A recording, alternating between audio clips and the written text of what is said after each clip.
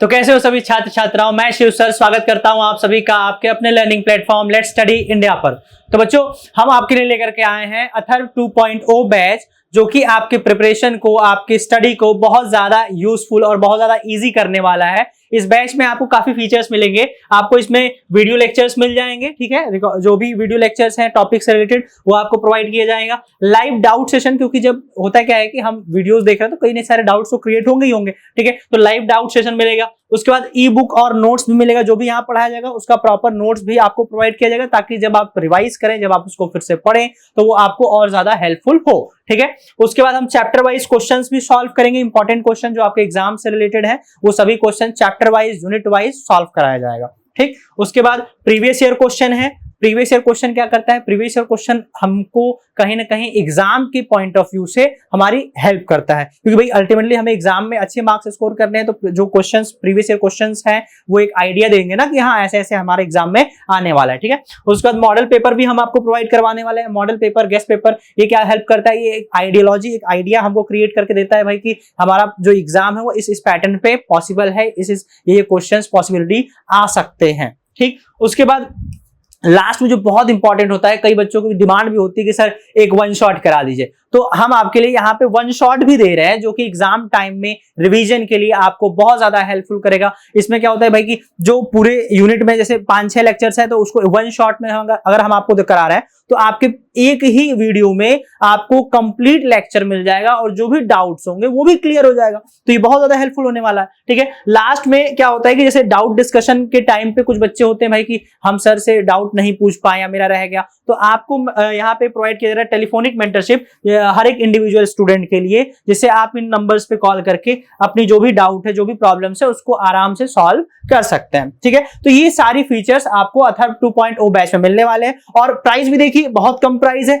1999 रुपए में, जो कि जनरली आप अगर कंपेयर करेंगे ऑफलाइन बैच की प्राइस है जो कि 5000-6000, तो उसके कंपैरिजन में बहुत ही कम प्राइस पे आपको अथर्व 2.0 बैच आपको ये सब्सक्रिप्शन प्रोवाइड करा रहा है। और साथ ही साथ अगर मान लीजिए किसी को ये भी लगता है कि सर थोड़ा सा और अगर डिस्काउंट मिल जाए, तो आप हमारा कोड शिव10 यूज करके 10% एक्स्ट्रा डिस्काउंट भी ले सकते हैं। तो ये रही आपके लिए बैच की इंफॉर्मेशन। जल्दी से जल्दी बैच में एनरोल हो जाइए, जुड़ जाइए, अपनी स्टडी को और ज्यादा इफेक्टिव बनाइए, ज्यादा से ज्यादा पढ़िए, चीजों को डाउट क्लियर करिए, क्योंकि हम अभी आप अभी 3rd ईयर में हैं, नेक्स्ट ईयर आप एमएससी करने वाले हैं या जो भी फर्दर स्टडीज है, हायर स्टडीज है, उसमें जब तक आप चीजों को बहुत अच्छे से नहीं पढ़ेंगे, डिटेल्ड वाइज नहीं पढ़ेंगे, कहीं ना कहीं डाउट रह जाता है तो आगे प्रॉब्लम करता है। तो वो सारी चीजें ऐसी ना हो जाए, इसके लिए आप यहाँ पे जुड़िए और चीजों को अच्छे से डाउट सॉल्व करिए और बहुत ही इफेक्टिव वे में अपनी लर्निंग को एनहांस करिए, ठीक है। तो ये तो रही एक इंफॉर्मेशन जो हम आपको बता रहे हैं भाई कि अथर्व 2.0 बैच में हम ये चीजें आपको प्रोवाइड करवा रहे हैं, ठीक है। उसके बाद अब देखिएगा, हमारा जो पिछला लेक्चर था, ठीक है, स्टैटिस्टिकल मैकेनिक्स हम डिस्कस कर रहे थे। स्टैटिस्टिकल मैकेनिक्स में हमने introduction to statistical mechanics discuss कर लिया था। आज उसी से जुड़ा एक बहुत ही इंपॉर्टेंट कंसेप्ट, एक बहुत ही इंपॉर्टेंट टॉपिक, जो कि मैक्रोस्टेट और माइक्रोस्टेट क्या होता है सिस्टम का, उसको समझने वाले हैं। और ये जो मैक्रोस्टेट और माइक्रोस्टेट का टॉपिक है, ये समझ लीजिए आपके लिए बहुत ज्यादा इंपॉर्टेंट होने वाला है। क्यों? क्योंकि वो through out the chapter, through out the paper ये कंसेप्ट हर जगह बार बार यूज होगा। इवन माइक्रोस्टेट तो लगभग आपको हर जगह मिलने वाला है। इसलिए आज माइक्रोस्टेट और मैक्रोस्टेट के कंसेप्ट को बहुत ध्यान से, बहुत अच्छे से समझाना है, ठीक है। तो चलिए शुरू करते हैं बिना टाइम वेस्ट किए कि मैक्रोस्टेट क्या है और माइक्रोस्टेट क्या है। तो सबसे पहले हम बात करते हैं मैक्रोस्टेट की, कि मैक्रोस्टेट क्या है। देखिएगा, तो मैक्रोस्टेट क्या है? It is the state of a system that is represented by macro properties like pressure, volume, temperature, density, etc. ठीक है, in the equilibrium state। अब equilibrium state यहाँ क्यों कहा गया है? तो मैंने आपको पहले ही लेक्चर बताया था कि यहाँ जो हम स्टैटिस्टिकल मैकेनिक्स डिस्कस करने वाले हैं, उसमें हमारा सिस्टम जो होगा वो इक्विलिब्रियम कंडीशन में होगा। तो इसलिए हम यहाँ पे जो भी मैक्रो स्टेट की बात कर रहे हैं वो तब हमारा है, प्रेशर है, वॉल्यूम है, टेम्परेचर है, हमारा सिस्टम किसमें? इक्विलिब्रियम कंडीशन में, ठीक है। स्पेसिफिक दूसरा एक हम ये भी कहते हैं कि अगर हम जो मैक्रोस्कोपिक प्रॉपर्टीज का स्पेसिफिकेशन कर रहे हैं या थर्मोडायनेमिकल प्रॉपर्टीज का स्पेसिफिकेशन कर रहे हैं, स्पेसिफिकेशन का मतलब कि जो भी मैक्रोस्कोपिक प्रॉपर्टीज है उनके बारे में बताना कि भाई हमारी ये मैक्रोस्कोपिक प्रॉपर्टीज है, टेम्परेचर कुछ ऐसा है, प्रेशर कुछ ऐसा है, वॉल्यूम कुछ ऐसा है, तो उन्हीं के बारे में स्पेसिफाई करना, उनकी वैल्यूज को बताना, वही आपका मैक्रोस्कोपिक प्रॉपर्टीज या मैक्रो स्टेट को डिफाइन करना होता है। यानी कि किसी भी सिस्टम के मैक्रो स्टेट को बताने का मतलब यह है कि उस सिस्टम का किसी इंस्टेंट ऑफ टाइम पे टेम्परेचर कितना है, प्रेशर कितना है, वॉल्यूम कितना है, नंबर ऑफ पार्टिकल्स कितने हैं, ये सारी चीजों की जानकारी देना। ठीक है, तो ये एक कंसेप्ट हुआ मैक्रोस्टेट का। थोड़ा सा इस कंसेप्ट को हम और डिटेल में समझते हैं कि भाई मैक्रोस्टेट हमसे और क्या क्या बातें कहना चाह रहा है। देखिएगा, एक ये भी है कि in general for a system of n particles, अगर हमारे पास सिस्टम ऑफ n पार्टिकल्स है जिनको हम 2 सिमिलर कंपार्टमेंट्स में डिस्ट्रीब्यूट कर रहे हैं, तो उस केस में जो टोटल नंबर ऑफ मैक्रोस्टेट होगा n पार्टिकल के लिए वो n+1 होगा। ये डिराइव अभी हम एक एग्जांपल से इस चीज को समझेंगे मैक्रोस्टेट को। अभी जस्ट आपको बस ये समझना है कि अगर हमारे पास सिस्टम ऑफ n पार्टिकल्स है तो अगर उनको हम 2 कंपार्टमेंट में डिस्ट्रीब्यूट कर रहे हैं तो जो टोटल नंबर ऑफ मैक्रोस्टेट होगा n+1 होगा। ठीक है, और इन जनरल अगर हमारे पास एक नॉर्मल गैसियस सिस्टम है तो उसके पास कई सारे मैक्रोस्टेट हो सकते हैं। ठीक है, तो मैं आपको एक जस्ट नॉर्मल ओवरव्यू देता हूं। पहले आप ये समझिए कि मैक्रोस्टेट एक्चुअली क्या है ना। तो सपोज करिए कि हमारे पास एक सिस्टम है, ठीक है, क्लोज सिस्टम में ले रहा हूं एग्जांपल के तौर पे। ठीक है, यानी कि ये एनर्जी का एक्सचेंज कर पा रहा है, पार्टिकल का एक्सचेंज नहीं कर रहा है। ठीक, तो ये हमारा एक सिस्टम है। अब किसी इंस्टेंट ऑफ टाइम पे, सपोज किसी टाइम t1 पे मैंने इसकी कुछ प्रॉपर्टीज बताई है कि इसमें number of particles, suppose x number of particles हैं, इसका टेम्परेचर कुछ t kelvin y kelvin temperature है, यहाँ पे XYZ कुछ कांस्टेंट हो सकता है। ठीक है, प्रेशर कुछ है, सपोज 1 atm प्रेशर है, एटमॉस्फेरिक प्रेशर ही है, या Z atm ले रहा हूं। ठीक है, मान लीजिए कि अल्फा atm प्रेशर है। ठीक, और वॉल्यूम भी कुछ है, वॉल्यूम मान लेते हैं कि 1 मीटर क्यूब है। ठीक है, वॉल्यूम मान लिया। ठीक, तो हमने एक किसी टेम्परेचर पे हमारे पास एक क्लोज सिस्टम है जिसमें गैसेस भरी हुई हैं, तो उसमें नंबर ऑफ पार्टिकल्स हमने मान लिया, टेम्परेचर मान लिया, प्रेशर मान लिया, और वॉल्यूम की उस कंडीशन में किसी एक टाइम t1 पे ये कंडीशन होल्ड कर रहे हैं कि इतने नंबर ऑफ पार्टिकल्स हैं, ये टेम्परेचर है, ये प्रेशर है, वॉल्यूम है। तो ये जो कंडीशन है कि किसी टेम्परेचर, किसी टाइम पे किसी सिस्टम का हमारा number of particles, temperature, pressure, volume इतना इतना है, ठीक है, इक्विलिब्रियम कंडीशन में, या इस समय हमारा सिस्टम क्या होगा, इक्विलिब्रियम में होगा। हमने ये भी माना है कि at time t1 system is at equilibrium. ठीक है, ये हमने एज्यूम कर लिया। तो किसी टाइम पे अगर हमारा सिस्टम इक्विलिब्रियम पे है तो उसमें जो मैक्रोस्कोपिक पैरामीटर्स हैं, ये सभी पैरामीटर्स क्या है, मैक्रोस्कोपिक पैरामीटर्स हैं, मैक्रोस्कोपिक पैरामीटर्स।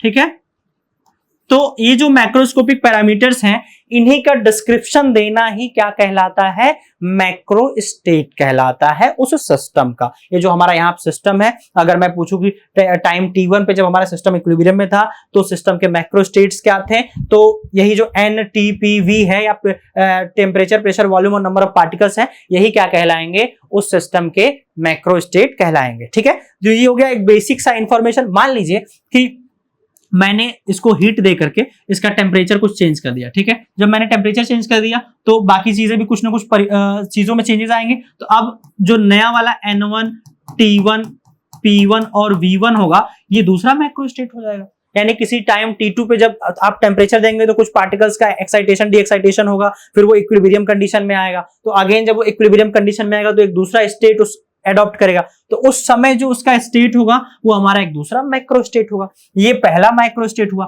पहला मैक्रो स्टेट को हमने रिप्रेजेंट किया N, T, P और V से। ये हमारा मैक्रो स्टेट फर्स्ट है, सपोज मैक्रो स्टेट फर्स्ट। और ये हमारा क्या है, ये हमारा ये N1 है और ये T1 है, ये P1 और ये V1। तो ये हमारा मैक्रो स्टेट सेकेंड है। ठीक है, तो ऐसे ही अलग अलग सिचुएशंस क्रिएट करके अलग अलग कंडीशंस पे हमारे सिस्टम के पास क्या हो सकता है, कई सारे मैक्रो स्टेट हो सकते हैं। ठीक है, तो ये एक बेसिक डिफिनेशन हो गया। आप ऐसे भी मैक्रो स्टेट को बता सकते हैं कि जब हमारे पास इक्विलिब्रियम कंडीशन में जो मैक्रोस्कोपिक वेरिएबल्स है जो कि उस सिस्टम को डिफाइन कर रहे हैं, उसी को हम क्या कहते हैं, सिस्टम का मैक्रो स्टेट। ठीक है, अब मैक्रो स्टेट को हम एक एग्जांपल से भी समझते हैं ना, बहुत ही इंपॉर्टेंट है, बहुत बेसिक एग्जांपल है। फर्ज कर लीजिए कि हमारे पास 4 डिस्टिंग्विशेबल पार्टिकल्स है।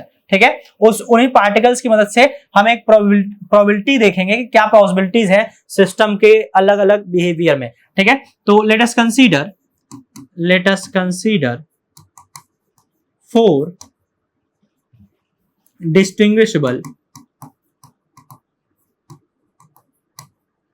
distinguishable particles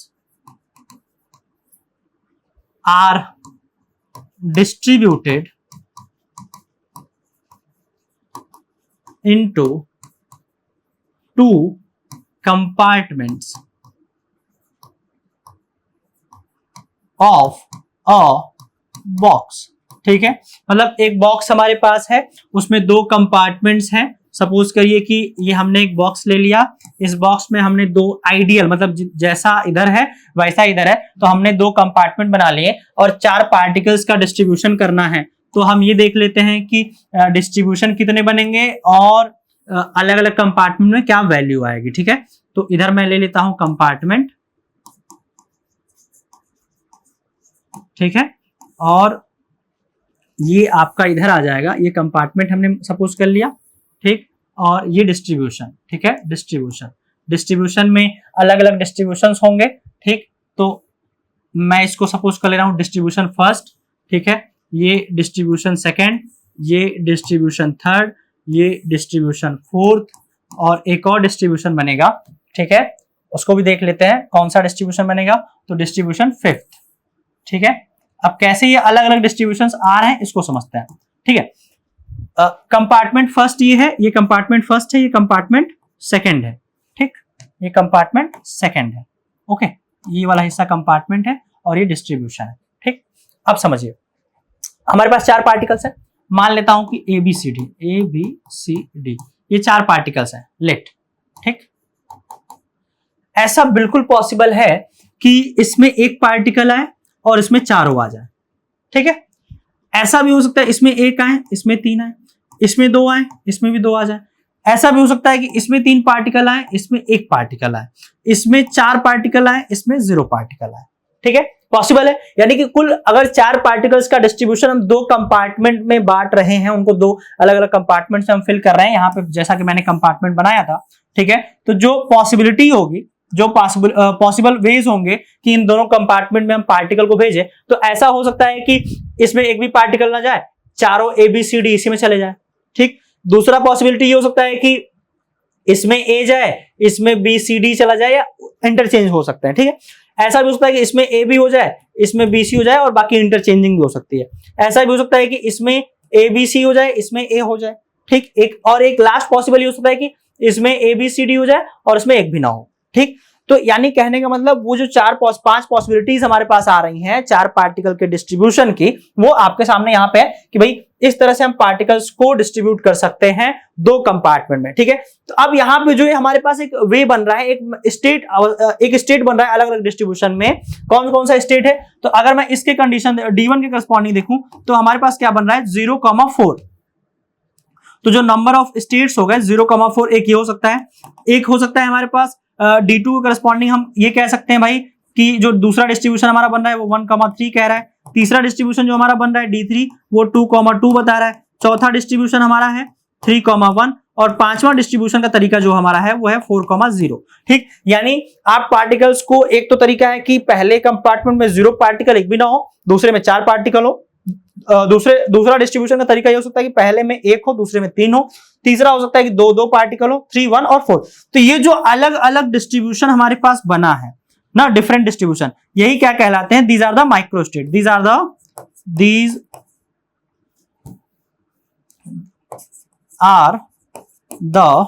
macrostate. ये जो पॉसिबल डिस्टिंक्ट अरेंजमेंट हमारे पास बने हैं 4 पार्टिकल का, जो हमने अलग अलग डिस्ट्रीब्यूशन किया है, वही डिस्ट्रीब्यूशन क्या कहला रहा है, macrostate of a system consisting of 4 particles A B C D, ठीक है।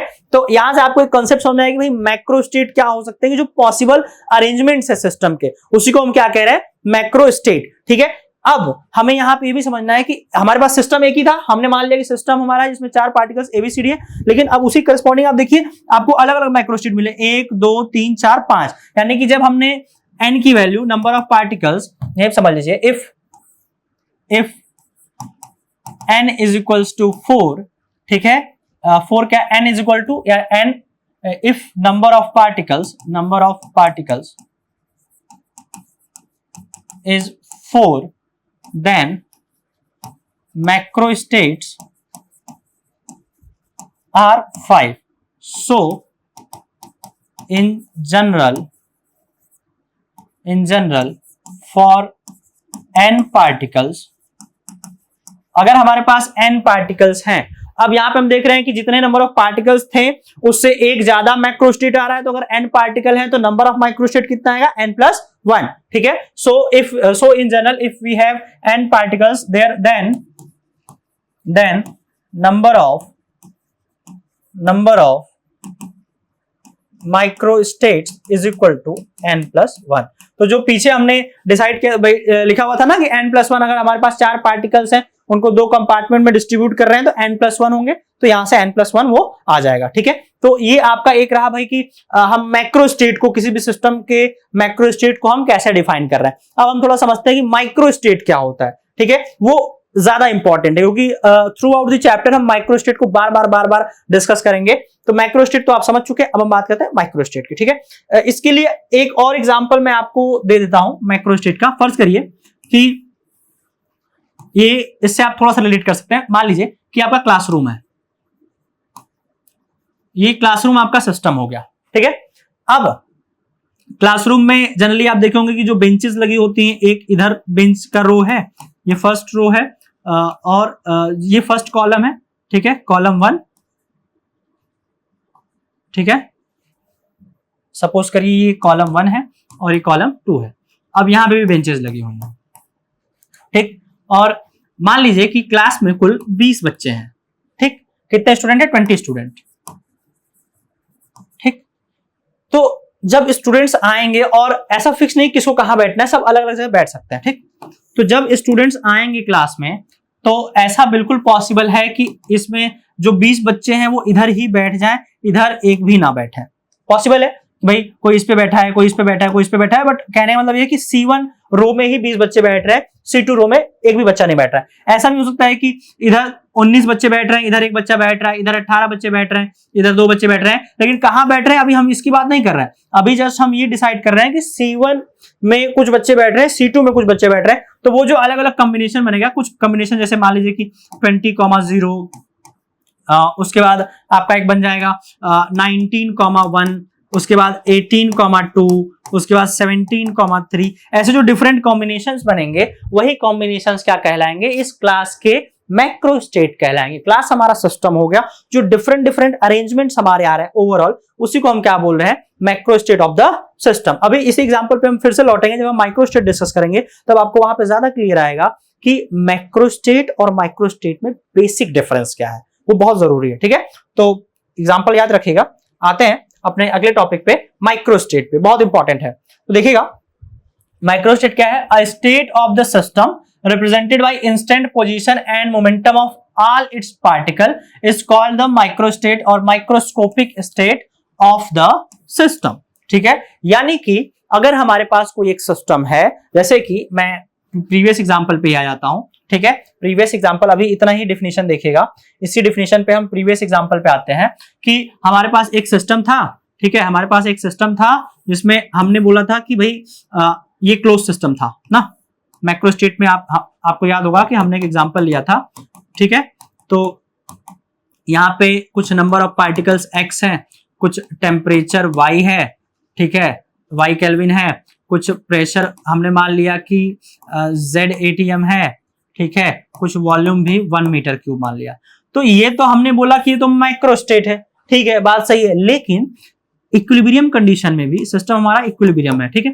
तो जो इंटरनल मोशन है पार्टिकल्स का, पार्टिकल्स तो लगातार रैंडम मोशन कर रहे हैं, उनका अलग अलग अरेंजमेंट है, कोई इधर जा रहा है, कोई इधर आ रहा है, कोई इधर आ रहा है, ठीक है। डिफरेंट डायरेक्शंस में वो क्या कर रहे हैं, अलग अलग डायरेक्शंस में वो मोशन कर रहे हैं। तो ये जो डिफरेंट मोशन है, डिफरेंट अरेंजमेंट है पार्टिकल्स का, किसी एक मैक्रो स्टेट। भाई मैक्रो स्टेट हमारा यही है, लेकिन जो इसकी मैक्रो स्टेट के करस्पॉन्डिंग जो डिफरेंट डिफरेंट पार्टिकल्स का मोशन है, अरेंजमेंट है, वही क्या कहलाता है, वही सिस्टम का माइक्रो स्टेट कहलाता है। ठीक है, यानी कि जो डिफरेंट इंटरनल अरेंजमेंट है सिस्टम के, ये जो सिस्टम के डिफरेंट इंटरनल अरेंजमेंट है किसी करस्पॉन्डिंग मैक्रो स्टेट के, वही उस सिस्टम का माइक्रोस्कोपिक स्टेट कहलाता है। ठीक, अच्छा थोड़ा सा आगे और चलते हैं, देखते हैं कि दूसरा पॉइंट हमें क्या कह रहा है।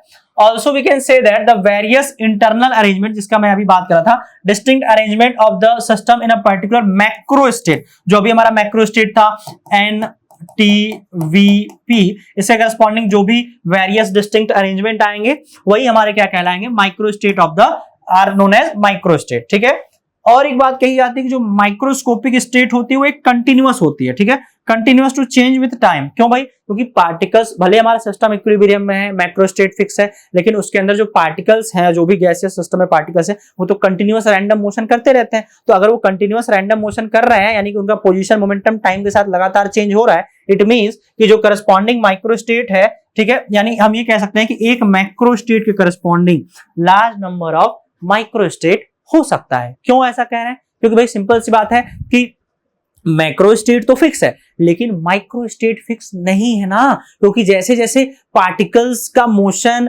चेंज होगा, जैसे जैसे उनका पोजीशन मोमेंटम चेंज होगा, एक नया माइक्रो स्टेट आ जाएगा। अभी एक माइक्रो स्टेट पे सपोज एनवीटी पे जो हमारा सिस्टम था, एनवीटी सपोज की है, ठीक है, number of particles, volume, temperature, pressure है, तो इस पे मैंने कुछ मोशन कैलकुलेट किया था, सपोज कुछ वेलोसिटी हमने v1 कहा था, लेकिन जैसे ही टाइम थोड़ा सा बदला, टाइम t1 से t2 हुआ, एट अ सडन टाइम अभी वेलोसिटी, इसी पार्टिकल की वेलोसिटी चेंज हो गई, v2 हो गई।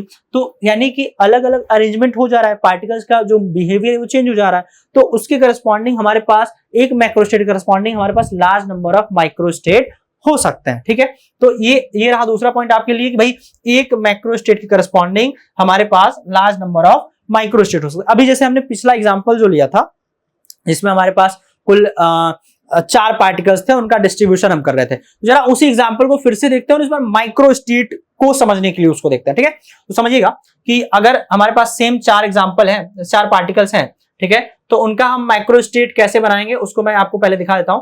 यहाँ पे जैसे वही 4 पार्टिकल्स है ना, देखिएगा पहला कंडीशन यहाँ पे मैक्रोस्टेट यहाँ पे लिखा हुआ है कि 4,1 वहां हमने लिया हुआ था।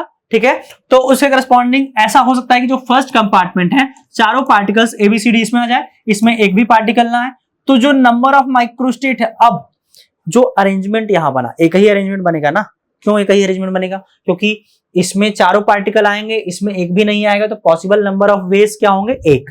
तो वो जो एक है, यही हमारा क्या है, ये जो 1 है, यही हमारा माइक्रोस्टेट या थर्मोडायनामिक फ्रीक्वेंसी कहलाता है, यही हमारा क्या कहलाएगा? माइक्रोस्टेट। ठीक है, corresponding to this microstate corresponding to this macrostate, यानी 4,0 मैक्रोस्टेट के करस्पॉन्डिंग जो माइक्रोस्टेट है वो हमारा 1 माइक्रोस्टेट है। ठीक है, आगे चलता है। जैसे दूसरा 3,1 है, ये भी एक मैक्रोस्टेट है, कंपार्टमेंट 1 में 3 पार्टिकल हो जाए, कंपार्टमेंट 2 में 1 पार्टिकल हो। अब ये कितने तरीके से हो सकता है?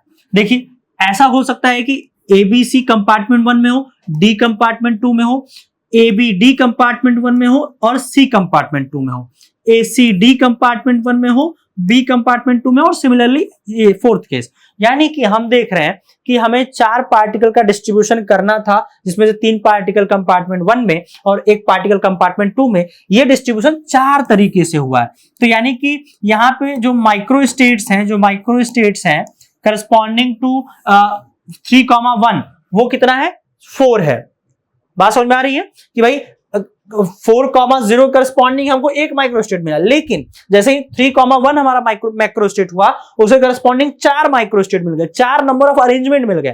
ठीक, ये जो अरेंजमेंट, ये जो माइक्रोस्टेट मैं कह रहा हूं, माइक्रोस्टेट का मतलब नंबर ऑफ अरेंजमेंट्स है। ठीक है, तो ऐसे ही अगर हमारे पास 2 मैक्रोस्टेट है, तो नंबर ऑफ अरेंजमेंट कितने मिले? 6 नंबर ऑफ अरेंजमेंट मिले, यानी कि यहाँ पे 6 माइक्रोस्टेट है, 6 माइक्रो स्टेट। और ये 6 माइक्रोस्टेट किस मैक्रोस्टेट के करस्पॉन्डिंग है?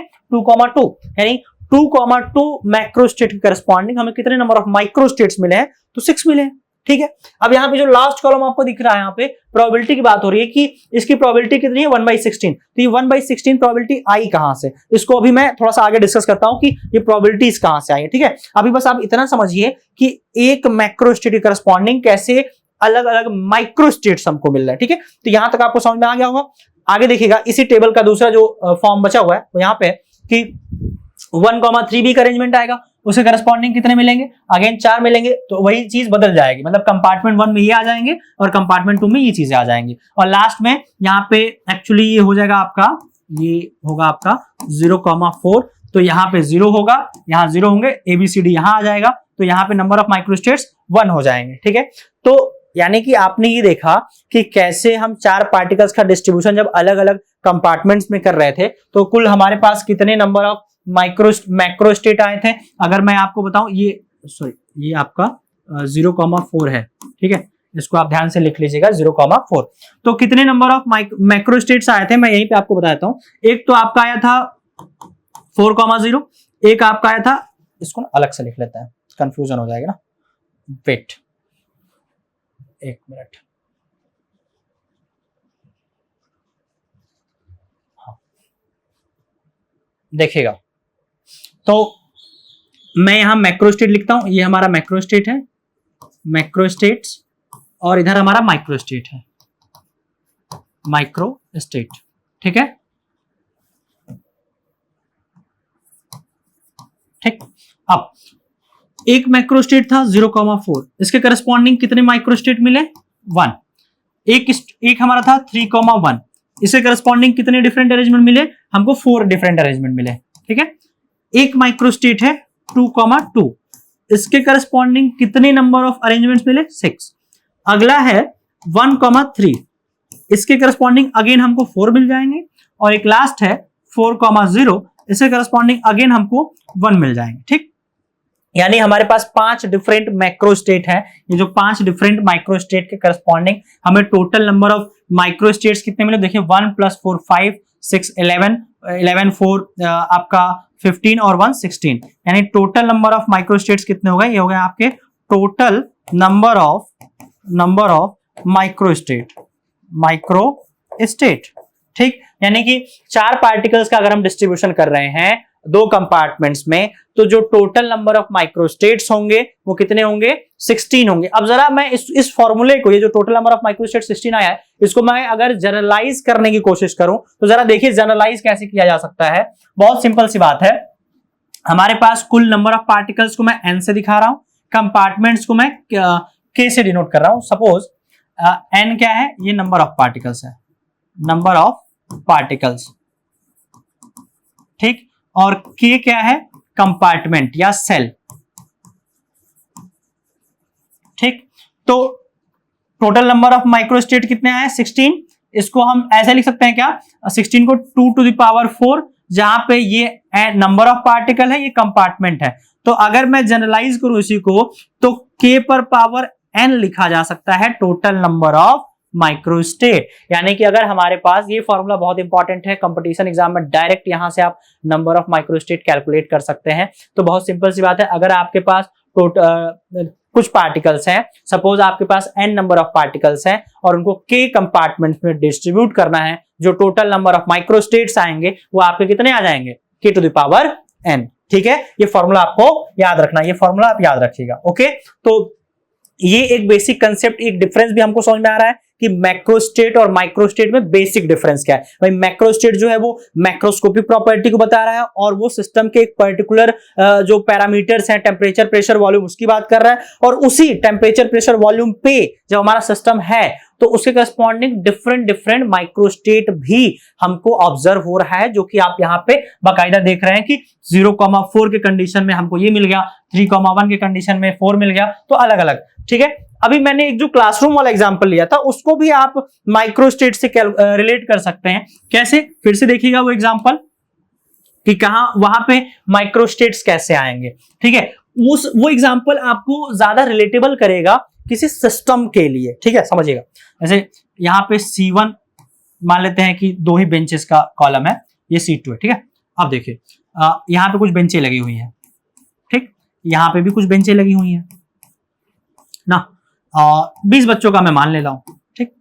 तो अब ऐसा बिल्कुल पॉसिबल है कि जब ये 20 बच्चे आए तो सपोज कि 12 इधर बैठ रहे हैं, 8 इधर बैठ रहे हैं। मैं एक एग्जांपल समझा रहा हूं, आप इससे बाकी अलग अलग पॉसिबल कॉम्बिनेशंस में समझ सकते हैं, ठीक। तो मैक्रो स्टेट क्या बना, 12,8, ये हमारा क्या बना, मैक्रो स्टेट, मैक्रो स्टेट, ठीक है। क्लासरूम वाला एग्जांपल है, टोटल नंबर ऑफ स्टूडेंट कितने हैं, स्टूडेंट्स कितने हैं, 20, ठीक। अब ये जो 12 स्टूडेंट्स हैं, ऐसा बिल्कुल पॉसिबल है, मान लीजिए कि एक थोड़ा सा यहाँ पे एक कंडीशन हम ये इंप्लाई कर दे रहे हैं कि एक बेंच पे 4 बच्चे या 5 बच्चे ही बैठ सकते हैं, ठीक है। मान लेते हैं 4 बच्चे बैठ रहे हैं ना, 4 स्टूडेंट, ये कंडीशन है, 4 स्टूडेंट्स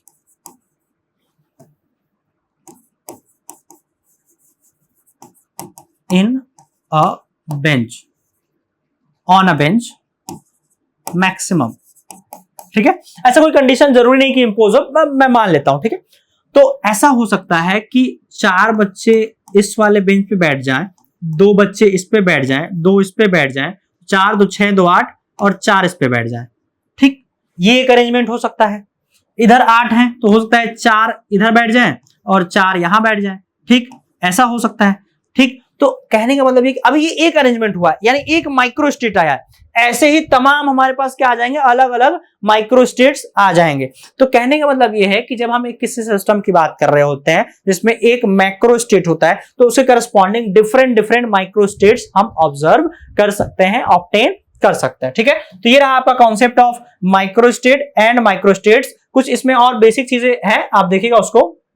जैसे माइक्रो स्टेट की हम बात कर रहे थे, तो यहां पे तो एक चीज हो गई भाई कि जो नंबर ऑफ माइक्रो स्टेट्स है, यहां पे हालांकि लिखा नहीं है, मैं यहां पे लिखता हूं, आप इस चीज को लिख लीजिएगा कि इफ यहीं पे if a system has k compartments and n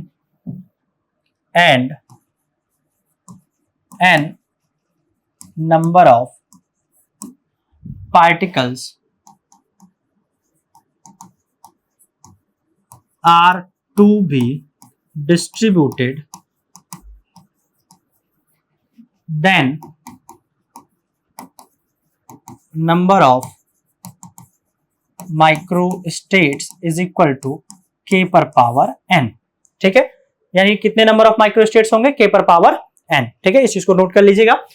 और यहां तक तो बात होगी भाई, माइक्रोस्टेट जो होते हैं उसे करस्पॉन्डिंग, एक माइक्रोस्टेट के corresponding large number of microstates होते हैं, ठीक है। तो ये हो गई बात। आगे चलते हैं, देखिएगा नेक्स्ट, एसेसिबल, बहुत इंपॉर्टेंट है। Accessible microstate, most probable microstate. तो यहां पे जो एसेसिबल माइक्रोस्टेट की बात कर रहा है कि the microstate allowed under constraint और condition, constraint of a system are called accessible microstate. जैसे वो क्लासरूम वाला एग्जांपल लेते हैं ना, ये हमारा एक क्लासरूम था, वही इधर हमने 12 बच्चे लिए थे और इधर हमने 8 बच्चे लिए थे, ठीक है। और यहाँ पे कंस्ट्रेंट या कंडीशन का मतलब है कि ऐसे माइक्रोस्टेट जिसपे हमने कंडीशन लगा दिया, मतलब ऐसे माइक्रोस्टेट की बात हो रही है जिसको आप कंडीशन लगा करके ऑब्टेन करें। जैसे मैंने कह दिया भाई कि यहाँ पे जो 4 बेंचेस लगी हैं, इधर भी 4 बेंचेस लगी हैं, लेकिन मैंने कंडीशन ये लगाया कि इधर वाले बेंच पे मैक्सिमम 3 बच्चे बैठेंगे और इधर वाले बेंच पे मैक्सिमम 2 बच्चे बैठेंगे, ठीक, ये कंडीशन है। तो इस कंडीशन पे कि इधर 3 बच्चे बैठ रहे हैं मैक्सिमम और इधर 2 बच्चे मैक्सिमम बैठ सकते हैं, और फिर हम माइक्रोस्टेट कैलकुलेट करें। जैसे हो सकता है जब 3 मैक्सिमम बैठ रहे तो यहां 2 बैठ जाए, यहां 1 बैठ जाए, यहां कुछ बैठ जाए 3, ठीक है, यहां 3 बैठ जाए, मतलब और भी बेंचेस हम लगा दे रहे हैं। या मान लीजिए कि उस कंडीशन पे 3 यहां हो जाए, 3 3 6 3 9 और 3 12, ठीक है। ये एक कंडीशन हो सकता है कि मैक्सिमम 3 बच्चे बैठ रहे हैं, ठीक। या और भी मैं यहाँ पे बेंचे अगर लगा दूं और फिर कहूं कि 3 बच्चे बैठ रहे हैं, तो हो सकता है कि आपका कुछ ऐसा हो कि भाई इस बेंच पे एक भी ना बच्चे बैठे, इधर बैठ जाए, ठीक। तो कहने का मतलब कि जब आपने कंडीशन इंपोज किया किसी एक माइक्रोस्टेट के अंडर में, जो माइक्रोस्टेट्स आप ऑब्जर्व कर रहे हैं वही आपका कहलाता है। जैसे यहाँ पे 2 हो गया, यहाँ 1 हो गया, यहाँ बेंच और बढ़ जाए, ठीक है, यहाँ 1 हो जाए, यहाँ 2 हो जाए, यहाँ 2 हो जाए, तो उस केस में भी एक आपकी पॉसिबिलिटी बनेगी। तो ये जो अलग अलग माइक्रोस्टेट्स मिलेंगे ऑन अ सर्टेन कंडीशन, उसी को हम बोलेंगे एसेसिबल माइक्रोस्टेट्स, ठीक है। तो ये आपका रहा एसेसिबल माइक्रोस्टेट। उसके बाद अगला है मोस्ट प्रोबेबल माइक्रोस्टेट। अब मोस्ट प्रोबेबल माइक्रोस्टेट का मतलब ये होता है ना कि जैसे जब हम डिस्ट्रीब्यूशन कर रहे थे तो उस डिस्ट्रीब्यूशन में वह मैक्रो स्टेट जिसके corresponding number of micro state सबसे ज्यादा थे, उस मैक्रो स्टेट को हम बोलेंगे मोस्ट प्रोबेबल माइक्रो स्टेट। ठीक है, जैसे कि यानी कि अभी हमने जो किया था उसमें 2 के करस्पॉन्डिंग 6 माइक्रो स्टेट्स आए थे। तो ये जो 6 माइक्रो स्टेट्स हैं, इन्हीं 6 माइक्रो स्टेट्स को हम क्या बोलते हैं? Most probable micro state. यानी कि the number of micro state या a system can have many micro state and there exist large number of micro state corresponding to each macro state. यानी कि एक सिस्टम है, उसके पास कई सारे माइक्रो स्टेट्स हो सकते हैं, ठीक, कई सारे मैक्रो स्टेट भी हो सकते हैं, और उसी एक मैक्रो स्टेट करस्पॉन्डिंग जो large number of micro states होंगे, जिसमें सबसे ज्यादा माइक्रो स्टेट है, वही क्या कहलाएगा? Most probable micro state. ठीक है, तो ये रहा आपका मोस्ट प्रोबेबल माइक्रो स्टेट। आगे चलते हैं, देखिएगा ये द मैक्रो स्टेट, यहां वही चीज लिखा है, the macro state having large number of micro state. ठीक है, the macro state having large number of micro state is most probable micro state as in our previous problem the macrostate 2 has 6 microstate। ठीक है, maximum, तो उसी को हम बोलते हैं मोस्ट प्रोबेबल माइक्रोस्टेट। ठीक है, यहां माइक्रोस्टेट मोस्ट प्रोबेबल माइक्रोस्टेट। ठीक है, मोस्ट प्रोबेबल माइक्रोस्टेट, इसको सही कर लीजिएगा आप लोग ना, मोस्ट प्रोबेबल माइक्रोस्टेट। ठीक, ओके, तो ये बात हो गई। अच्छा, एक और चीज है, system passes through each microstate with time. अब भाई अगर ज्यादा नंबर ऑफ माइक्रोस्टेट्स हैं तो हर एक माइक्रोस्टेट में सिस्टम रहा होगा, अलग अलग माइक्रोस्टेट में सिस्टम रहा होगा, लेकिन जो टाइमिंग होगी वो क्या होगी? सेम होगी। मतलब यहाँ पे ना system passes through each microstate with time, यानी कि जो टाइम लिमिट वहां पे, उस टाइम लिमिट की जो भी चीजें वो एकदम सेम होंगी। ठीक है, अलग अलग माइक्रोस्टेट में रहने की टाइमिंग क्या होगी? सेम होगी। ठीक, अच्छा बात करते हैं आगे कि ये तो हमारा हो गया मोस्ट प्रोबेबल माइक्रोस्टेट। वह माइक्रोस्टेट, फिर समझिए, जो मोस्ट प्रोबेबल मैक्रोस्टेट या माइक्रोस्टेट की हम बात करें कि जो मोस्ट प्रोबेबल माइक्रोस्टेट है, तो ऐसे माइक्रोस्टेट को हम कहेंगे मोस्ट प्रोबेबल जो किसी करस्पॉन्डिंग मैक्रोस्टेट के मैक्सिमम आया हो। यानी कि यहाँ पे हमारे एग्जांपल में 2 के करस्पॉन्डिंग 6 माइक्रोस्टेट्स आए थे, तो उन्हीं 6 माइक्रोस्टेट को हम बोलेंगे मोस्ट प्रोबेबल माइक्रोस्टेट। ठीक है, चलते हैं आगे, देखिएगा ये वही हमारा डिस्ट्रीब्यूशन हो गया। ठीक, एक लास्ट आपका है postulates of equal A प्रियोरी probability. ठीक है, तो ये बस एक पोस्टुलेट है। अकॉर्डिंग टू दिस पोस्टुलेट, पहला तो वही है कि अगर हमारे पास कोई एक सिस्टम है इन इक्विलिब्रियम स्टेट में, तो जितने भी माइक्रोस्टेट्स होंगे corresponding to a given macrostate are equally accessible and have equal probability of being occupied. कहने का मतलब ये है कि किसी एक माइक्रोस्टेट के करस्पॉन्डिंग जो नंबर ऑफ माइक्रोस्टेट्स आएंगे, उनके आने की प्रोबेबिलिटी सेम होगी, बराबर होगी। ऐसा नहीं है कि एक माइक्रोस्टेट की आने की प्रोबेबिलिटी कम है, एक माइक्रोस्टेट की आने की प्रोबेबिलिटी ज्यादा है। ठीक है, this statement simply means that, ये दूसरी मतलब यह है कि ऐसा नहीं कि हम किसी एक माइक्रोस्टेट को प्रेफरेंस दे रहे हैं, एक को प्रेफरेंस नहीं दे रहे हैं, सभी को बराबर बराबर प्रेफरेंस दिया जाएगा। यानी कि सभी के आने की जो प्रोबेबिलिटी है वो इक्वल है। जैसे यहाँ पे प्रीवियस एग्जांपल में हम देख रहे थे कि जो आप यहाँ पे टेबल देख रहे हैं, इस टेबल में यहाँ पे लास्ट में आपको एक प्रोबेबिलिटी दिख रहा है, यहाँ पे प्रोबेबिलिटी 1/16, 4/16, 6/16।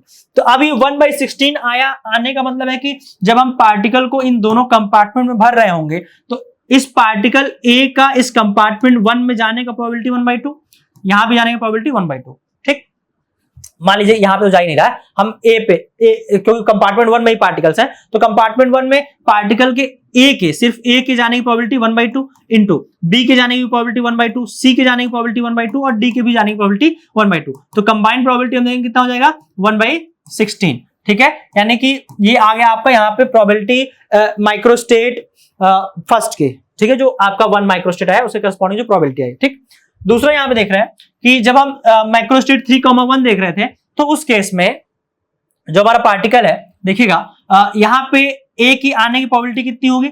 1/2, बी के आने की प्रोबेबिलिटी 1/2, सी के आने की प्रोबेबिलिटी 1/2, यहाँ डी के आने की प्रोबेबिलिटी 1/2। तो जो ओवरऑल प्रोबेबिलिटी होगी वो कितनी हो जाएगी? तो इन चारों का मल्टीप्लीकेशन हो जाएगा और वो कितना हो जाएगा? 4/16, क्योंकि 4 नंबर ऑफ वेज है और उसमें से टोटल नंबर ऑफ वेज कितने? 16, तो प्रोबेबिलिटीज कितनी हो जाएगी? 4/16। ठीक, 4/16 को आप कैलकुलेट करेंगे तो 1/4 आ जाएगा। ठीक, यानी कि यहां पॉसिबिलिटी कितनी होगी? इस पर्टिकुलर मैक्रोस्टेट की पॉसिबिलिटी कितनी होगी? 4/16 यानी 1/4। 4। सिमिलरली यहां पे हम देख रहे हैं पॉसिबिलिटी कितनी होगी, तो अलग अलग आप जब पॉसिबिलिटीज कैलकुलेट करेंगे तो आपको 6/16 नंबर ऑफ पॉसिबिलिटीज मिल जाएंगे, नंबर ऑफ प्रोबेबल स्टेट्स मिल जाएंगे। ठीक है, तो ये रहा आपका पोस्टुलेट ऑफ, एक चीज और इसमें देखिए, postulate of equal A प्रियोरी probability में तो एक तो ये बात है कि भाई जो भी हमारे नंबर ऑफ माइक्रोस्टेट्स हैं, यानी कि जो पॉसिबिलिटी ऑफ माइक्रोस्टेट है, वो हर एक माइक्रोस्टेट की जो पॉसिबिलिटी होगी वो बराबर होगी, किसी को प्रेफरेंस नहीं दिया जाएगा, किसी एक माइक्रोस्टेट के करस्पॉन्डिंग जो भी नंबर ऑफ माइक्रोस्टेट्स होंगे। ठीक है, जैसे यहाँ पे दे रहे हैं for example if we consider earlier case, अगर हम कंसीडर कर रहे हैं जैसे यहाँ पे ABCD, ठीक, तो यहाँ पे जो टोटल नंबर ऑफ हमारी पॉसिबिलिटीज होंगी ये एक्चुअली यहाँ पे होगा 2 टू द पावर, थोड़ा सा मिस्टेक है, इसको सही कर लीजिए, ये है 2 टू द पावर 4, ये नहीं है, यहाँ पे 2 टू द पावर 4 है। ठीक है, और यहाँ पे 2 पर पावर 3 है, ये 2 पर पावर 2 दिख रहा है, ये 2। ठीक, यानी कि number of microstates corresponding to ABCD कितना हो जाएगा, 2 टू द पावर 4 यानी 1/16। Number of microstates corresponding to ABC and D, ये कितना हो जाएगा, यहाँ पे 1/2 टू द पावर 3 इंटू 1/2, तो ओवरऑल कितना आ जाएगा 1/16, इसका भी आ गया। यहाँ पे 1/2 to the power 2 into 1/2 to the power 2 यानी 1/16, इसका भी आ गया। यहाँ पे 1/2 इंटू 1/2 टू द पावर 3, ये इंटू रहेगा बीच में, तो 1/16 इसका भी आ गया। यानी हम यहां से देख रहे हैं कि हर एक मैक्रोस्टेट की जो आने की पॉसिबिलिटी है वो 1/16 है, यानी इक्वल प्रोबेबिलिटी है। तो वही बात हो गई कि the possibility of a coming microstate corresponding to a macrostate is equally probable. ऐसा नहीं किसी एक को ज्यादा पॉसिबिलिटी मिलेगी, एक को कम पॉसिबिलिटी मिलेगी। ठीक है, तो ये रहा आपका postulates of equal A प्रियोरी probability. यहां पे थोड़ा सा आप देख लीजिएगा, ये 1/2 टू द पावर 4 है जो कि 1/16 हो जाएगा। यहां पे इसमें 3 पार्टिकल्स थे तो 1/2 टू द पावर 3 इंटू, ये बीच में मल्टीप्लीकेशन है, 1/2 1/16। यहां पे AB 2 पार्टिकल तो 1/2 to the power 2 into 1/2 to the power 2 again 1/16। ठीक, यहां पे A इंटू BCD है यानी 1/2 into 1/2 to the power 3 again 1/16। ठीक, तो ये जो डिफरेंट हमने पॉसिबिलिटीज कैलकुलेट की हैं corresponding to a given macrostate, वो सभी की पॉसिबिलिटी हम इक्वल देख रहे हैं। ठीक है, तो ये है आपका postulate of equal A प्रियोरी probability. ठीक, तो आज के लेक्चर में हम इतना ही करते हैं। तो आज हमने डिस्कस किया मैक्रोस्टेट, माइक्रोस्टेट। मैं एक बार फिर से आपको थोड़ा सा याद दिला देता हूं, मैक्रोस्टेट क्या है, जो थर्मोडायनेमिकल पैरामीटर का डिस्क्रिप्शन होता है वही आपका मैक्रोस्टेट होता है। और माइक्रोस्टेट क्या है, तो जो इंटरनल अरेंजमेंट्स हैं, ठीक है, किसी एक मैक्रोस्टेट के करस्पॉन्डिंग, वही क्या कहलाता है, वही हमारा माइक्रोस्टेट कहलाता है। ठीक है, बस आप यही दोनों कॉन्सेप्ट को बहुत ध्यान से समझिएगा और बाकी कैलकुलेशंस हमने डिस्कस कर लिया। ठीक है, तो तब तक के लिए पढ़ते रहिए, आगे बढ़ते रहिए और बने रहिए लेट्स स्टडी इंडिया के साथ। जय हिंद।